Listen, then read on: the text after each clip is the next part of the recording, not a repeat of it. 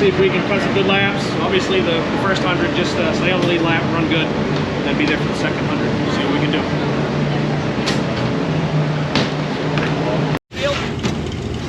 Yeah. Got it. I think everybody else is. It's not dusty in there. You just do circles.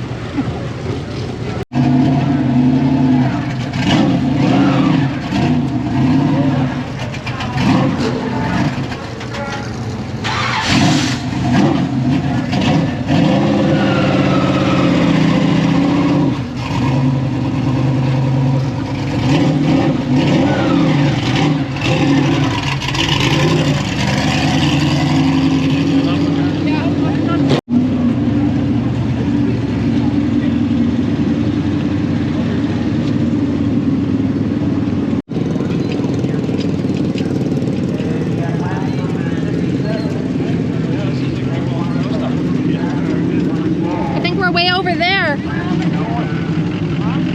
That way.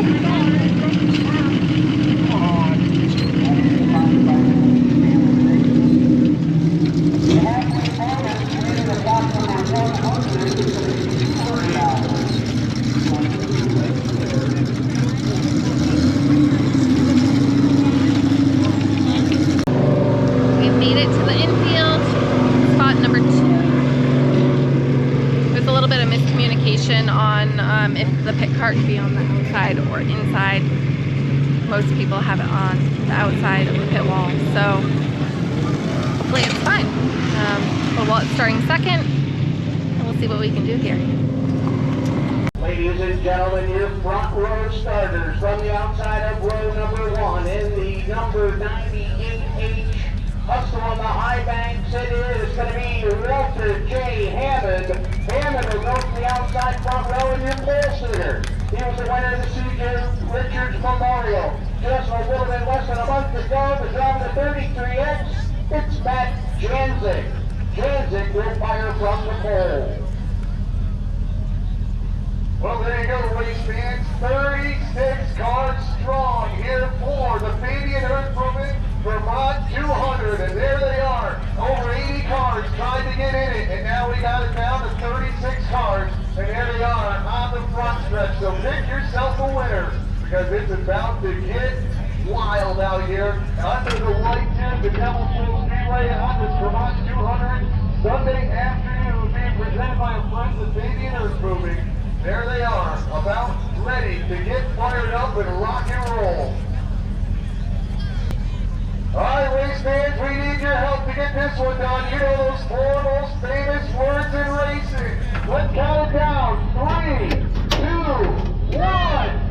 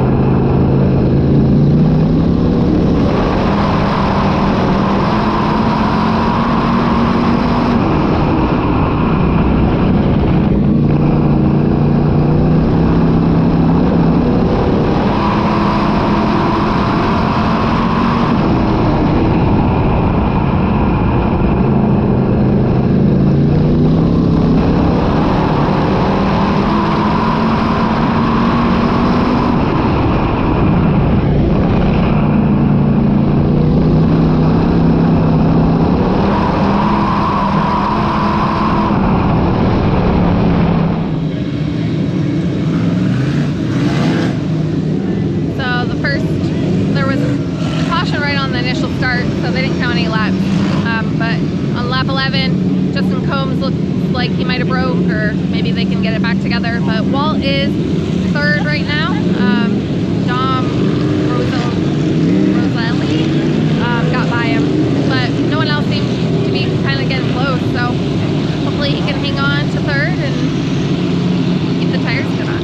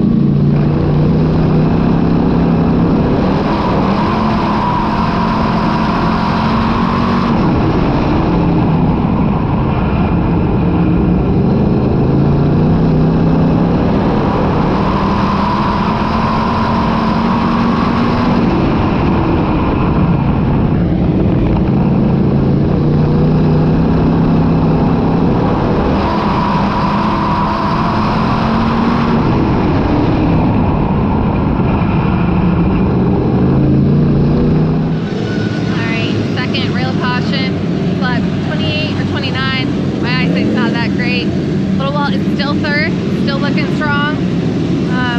And again, no one's really right there behind him.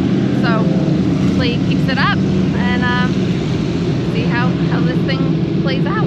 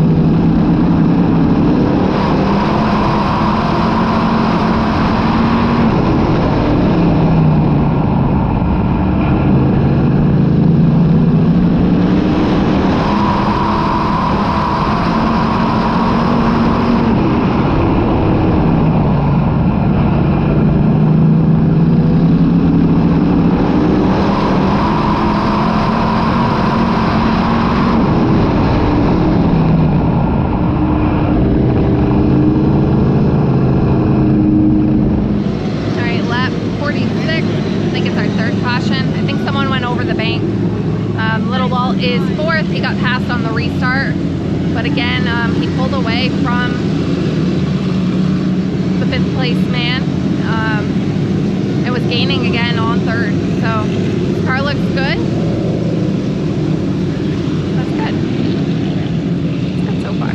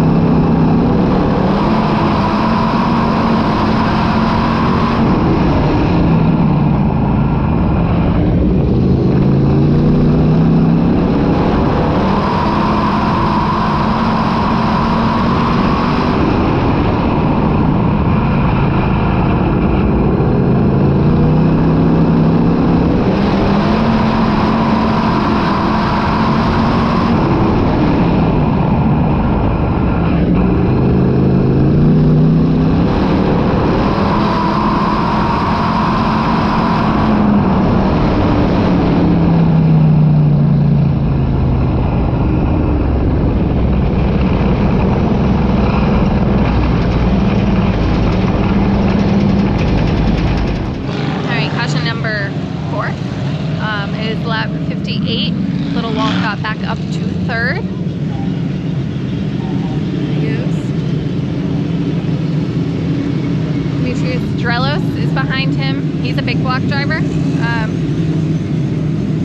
All the guys in the front, just about, they have a lot larger budgets than we do. So it's cool to be running with them and competitive, and it just shows you how much passion and drive the guys have to do well at big races like this. So keep it up. More than halfway to the halfway break, and see what the guys do.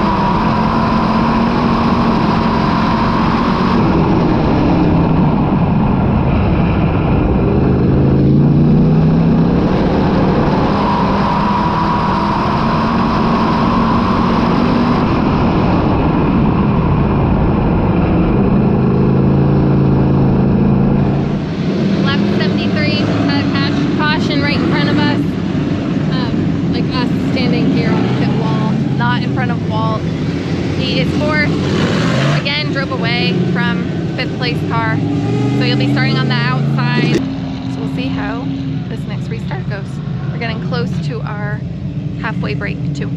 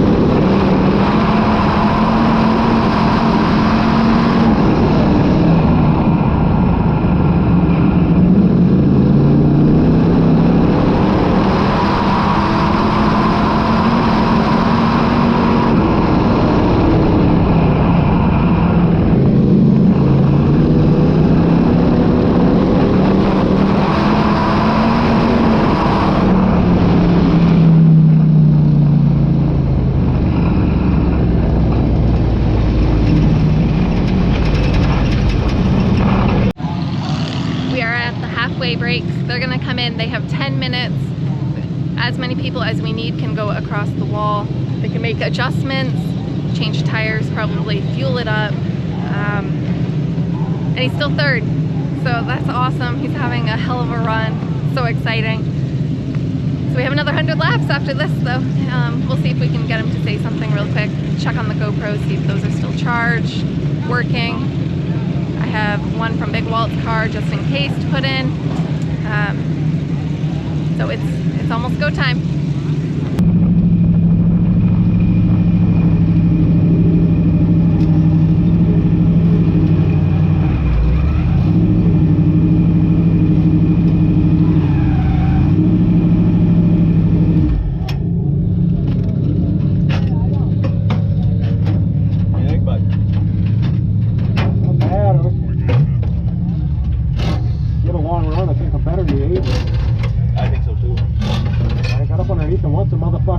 The hill and then runs down to the tire. Yeah, he has all the running. It's got he's like he's wicked tight. Yeah. I think it drove too bad. 11 and a half. I was trying to keep stick my hand on it. You'd say it's like you would pull away. That's pretty gap. Really? Yeah. I figured Relish was crawling right up my ass or something. No. He was a little bit, and then when you guys get the traffic. Yeah.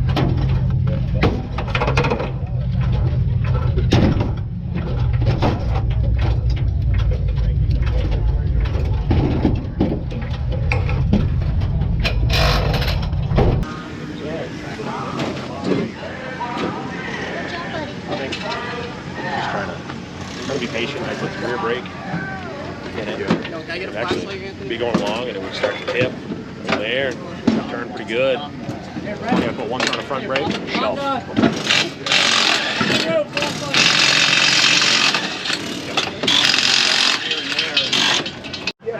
Where's your air horn, John? Huh? Give us an extra minute. He goes, you got 4 minutes? No, you got 5 minutes. Mike just said that on the radio. Still the NASA countdown? We're gonna have lift off or something. I don't know.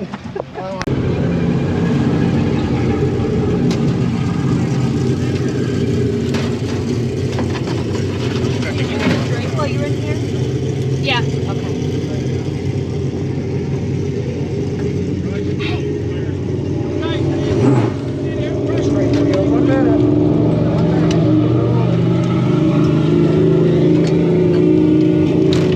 Got it.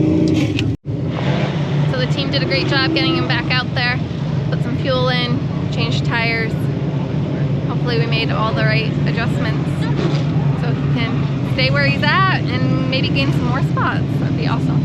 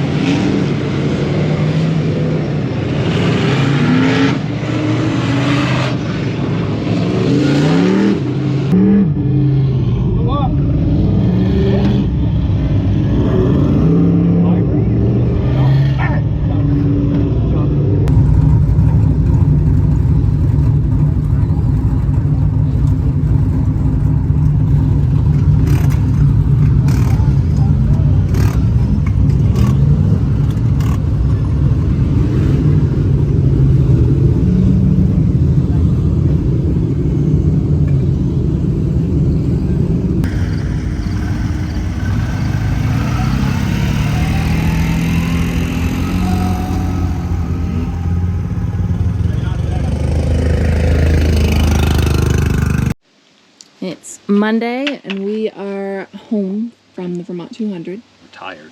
Very tired. We didn't get to do a race recap because it was a little bit crazy last night, and we didn't leave the pits until like 1 a.m. or so. Yeah, we didn't get out there until 1:15 or something. Kind of bittersweet, you know. We expired a motor. First time in my racing career, which is probably pretty rare. I've raced since 2010. We blew a crate motor up in my car, so that really sucked. Just, you know, running so well, but that's usually when they go. So to run up in the top 3, top 2, you know, I don't think I was ever outside the top 5 in the 118 or whatever laps we ran. You know, pretty discouraging, but, you know, parts of me are satisfied, parts of me are upset. So what do you do? It's nobody's fault. It's a genuine GM piece of crap. That's what they are. 602 crate motors are. They're supposed to be economy, you know, motors and cheap, and when they blow up and stuff like that, it cost me a lot of money, you know, because probably I think second place paid $5 or $6 grand.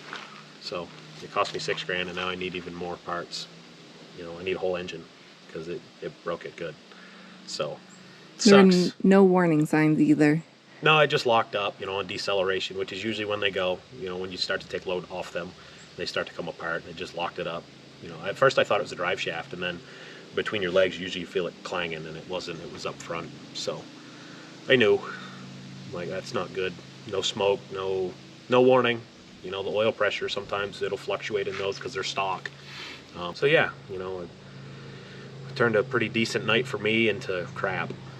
But, you know, overall the car was really good. You know, all night the car was really good. You know, I was able to make moves when I needed to pass guys like Demetrius Drelos up on the outside on a restart. It shows that we were there. You know, I think we might have turned a few heads. I don't know. So yeah. Unfortunately for Dad, he got behind qualifying. You know, just being in the second group. You know, using Group 4B, that really hurt because the track was getting slicker and slicker and slicker. So it put him 9th. You know, and I think he got to 7th or something in the heat. So that put him in the consi, and then it sucked. Dad got behind, and then, you know, you get turned around on lap 2. I think he started 10th and was probably to 7th in 2 laps. They were taking 4, so that gave him 13 laps to get to 4th. And I think he would have been pretty damn close to getting there or starting in the B in a transfer spot. You know, and just at the 200, you got to work your way forward. Mm-hmm. So, and we were doing that, and then it only takes one person to ruin it. So we ended up with a Panhard bar bracket, like $600 or $700 worth of damage that was unnecessary. So, but I guess that's racing. You know, it was pretty frustrating for him. For some reason, he has terrible luck at the 200, and gets stuck racing with the same people year after year. So, but we'll regroup and see. Not really sure what is going to go on with my package for the rest of the year, because now we're out of power plant. We don't have that kind of funding to just all of a sudden grab another motor, because what started as a cheap crate motor and a beginner option per se, not a beginner option, but an affordable option, mm-hmm. It's not so affordable anymore. I mean, a new crate motor now I think is around $8,000, and for somebody young like me that still lives at home trying to build up stuff. We're trying to buy a piece of land, build a house. I don't have $8,000 to just whip out of my back pocket. And I'm one of those guys, if I'm gonna go, I don't want to go half-assed. So if I can't end up with a newer motor or something, if you buy one that's old and it's gonna grenade, what did you gain?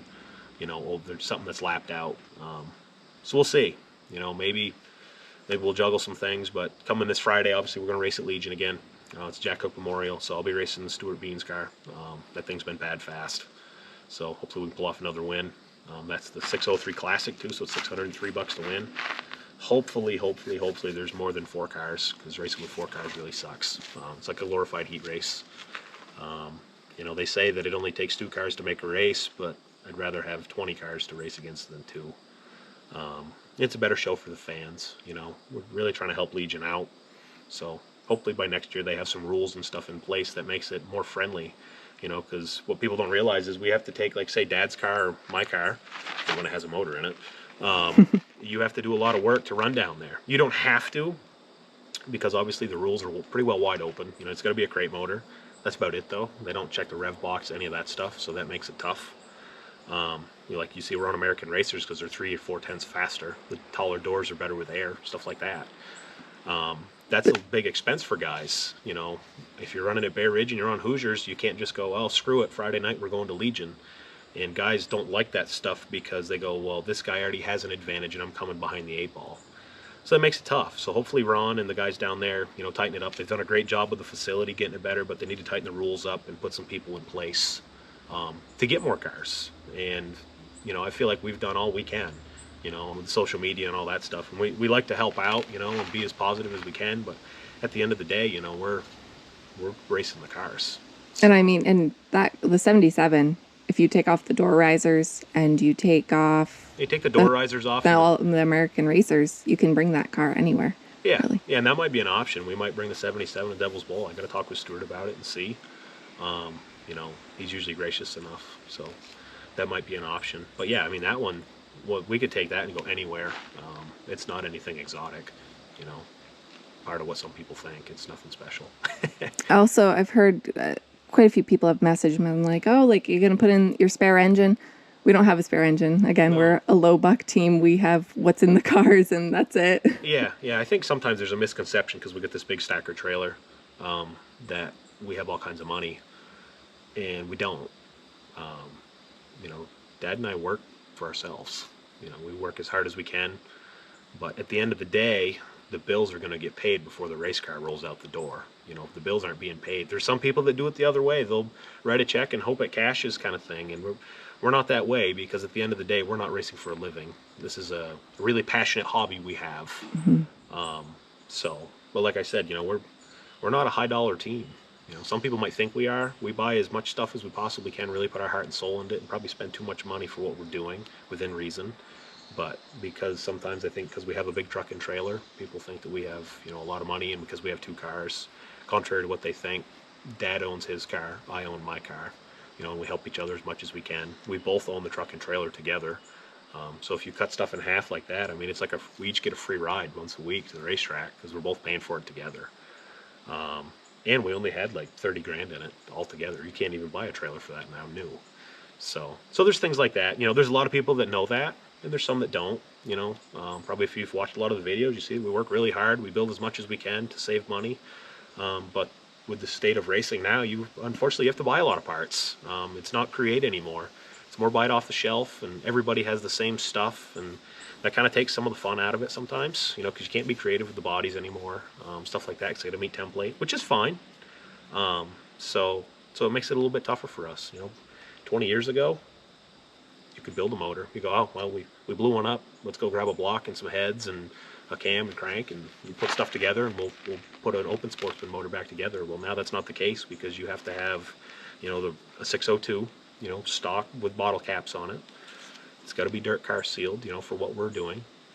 So those are all added costs, you know. And the dirt car seals are the cable seals that go on it, and it's got to be all dirt verified. If it's not dirt verified, we can't run at Albany, you know, or any of the dirt car sanctioned tracks. Can't run it at Bear Ridge. Devil's Bowl is a little bit different because they're not dirt car sanctioned, but over there, you know, they're willing. I mean, they yank the 3 motors. They're not afraid to check them. Yeah, for there's still our rules and regulations and all that. And for us, I mean, so if you bought a motor, you know, and it just had the bottle cap seals on it, great, you can race it at Legion, Devil's Bowl, and you could run it at Fonda, the SDSS stuff. But the rules are a little bit different out there too. So we try and go with the dirt car stuff, so we can literally just go anywhere we want. And it works well, you know, because it kills 2 birds with 1 stone. You pay the extra, I don't know, $500 or $600, have it verified, dynoed, everything, and you go from there. So yeah, we'll see. You know, that's just part of racing, I guess. You know, I've never had a failure this big. So we've bent clips and stuff, but we're not afraid to fix those. We can fix those. Great motor, we can't. So we'll see what we can do. As always, you know, thanks for watching. You know, this video is probably super long with all the in-car footage. Hope you guys enjoyed the in-car footage. You know, got to thank Mike and Elaine Bruno for putting on the Vermont 200. It's a big show, you know, with 80 cars. Yeah, they did a great job. Yeah, they did the best they could. You know, they were kind of worried about the time thing, but with a show that big, you know, you end up with a little time, you know, run over and stuff like that. Where it's a holiday the next day, it's not as bad. Right. you know, if it was a Sunday night and we had to go back to work today, I'd be in trouble. We all would. Yeah, we didn't get out of there till 1, like we said earlier. So, but you know, without them, there wouldn't be a Vermont 200. There probably wouldn't be 80 cars, and they wouldn't be paying $10,000 to win. You know, the guy that won, Matt Janzik, led every lap. I think he made almost 16 grand. So it's pretty cool for him. You know, he's, I guess, a super experienced driver. You know, we don't race him a whole lot, but every time he comes to Devil's Bowl, he kicks the crap out of us. So sometimes that works with experience and luck, and I think he's really tight with Tio and those guys. So hats off to him. You know, to start off the front row and lead every single lap, that's impressive. You know, a lot of respect to him for that. So, but as always, thanks for watching. Gonna thank all our sponsors, you know, for everything they've done, and up to this point. You know, we couldn't do it without them. Couldn't do it without the guys, you know, the extra guys we had this week. You know, Mike, Zach, Mark, everybody else, Charlie, you know, anybody that showed up in a hand. So yeah, Hobbsy, CJ Auto Body was there. You know, a lot of people came and stopped, and it's super busy. So, but without those guys, you know, we wouldn't have been able to pull off what we did. You know, and try and get Dad in and get me in. It'd be damn near impossible to do it, you know, with just the girls and us, because there's just not enough time. So, but without them and all our sponsors, you know, that's what makes it work. So, we'll keep you posted. But on to Legion now for Friday night. Hopefully, we'll pick up another win and have some fun. So, we'll see you next time.